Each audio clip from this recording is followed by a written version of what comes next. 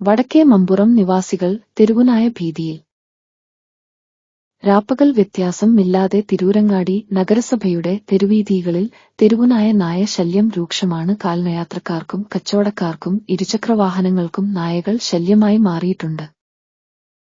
കഴിഞ്ഞ ഒരു വർഷത്തിനകം തെരുവുനായകളുടെ എണ്ണത്തിൽ വലിയ വർധനവാണ് ഉണ്ടായിട്ടുള്ളത് എന്ന് നാട്ടുകാരും പറയുന്നു. ചെമ്മാട് അങ്ങാടിയിലും ബസ് സ്റ്റാൻഡ് പരിസരങ്ങളിലും തൃക്കുളം ഗവൺമെന്റ് ഹൈസ്കൂൾ പരിസരത്തും ബസ് സ്റ്റാൻഡുകളിലും പതിവായ നായക്കൂട്ടങ്ങൾ മദ്രസ സ്കൂൾ വിദ്യാർത്ഥികൾക്കും ഏറെ ഭീഷണിയായി മാറിയിട്ടുണ്ട്. പുലർച്ചെ ആരാധനാലയങ്ങളിലേക്ക് പോകുന്നവരും മദ്രസ വിദ്യാർത്ഥികളെയും പ്രഭാത സവാരി നടത്തുന്നവരെയും പുലർച്ചെ കച്ചവടാവശ്യത്തിനായി ടൗണിൽ എത്തുന്നവരെയും നായകൾ ആക്രമിക്കാൻ ശ്രമിക്കാറുണ്ട്. പാലത്തിങ്കൽ വടക്കേ മമ്പുറം ഭാഗത്ത് മഴ കൂടി പെയ്തതോടെ വാസസ്ഥലമില്ലാതെ നായകൾ റോഡിൽ ഇറങ്ങി നടക്കുകയും സ്കൂൾ മദ്രസ് കുട്ടികളെ പിന്നാലെ ഓടുകയും ചെയ്യുന്നത് പതിവായിട്ടുണ്ട്.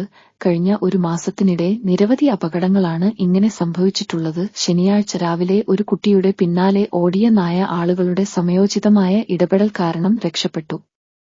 അതേ തെരുവ് നായകൾ 1ാം ക്ലാസ്സിൽ പഠിക്കുന്ന ഒരു കുട്ടിയുടെ ചെവിയടക്കം കടിച്ചുപറിച്ച് ഇപ്പോൾ മെഡിക്കൽ കോളേജിലാണ്. പുറത്തറിയാത്ത എത്രയോ തെരുവുനായ ആക്രമണങ്ങളും വളർത്തുമൃഗങ്ങളെ ആക്രമിച്ചതും അറിയപ്പെടാതെ പോകുന്നു. നായ മുമ്പിലേക്ക് ചാടി നിരവധി ബൈക്ക് യാത്രക്കാർക്കും പരിക്കേറ്റിട്ടുണ്ട്. മഴക്കാലം വന്നതോടെ ഇവകളുടെ ശല്യം കൂടുതലായിട്ടുണ്ട്. കച്ചവട സ്ഥാപനങ്ങളിലേക്ക് ഇറക്കിവെച്ച വിൽപ്പനയ്ക്കുള്ള സാധനങ്ങളും സാമഗ്രികളും നായകൾ കടിച്ചു നശിപ്പിക്കൽ പതിവായിട്ടുണ്ട്. ജസ്റ്റിസ് സരിഗജൻ റിപ്പോർട്ടിന്റെ അടിസ്ഥാനത്തിൽ നഗരകാര്യ ഡയറക്ടർ ഇറക്കിയ ഉത്തരവും പ്രകാരവും 1ാം വാർഡിലെ വാർഡ് സഭാസാക്കിയ പ്രമേയ പ്രകാരവും എബിസി നടപ്പിലാക്കണം എന്നാവശ്യപ്പെട്ടുകൊണ്ട് ഇതിനെതിരെ പ്രിൻസിപ്പൽ ഡയറക്ടർക്ക് കൊടുത്തിരിക്കുകയാണ് പൊതുപ്രവർത്തകനായ അബ്ദുറഹീം പൂക്കത്ത്.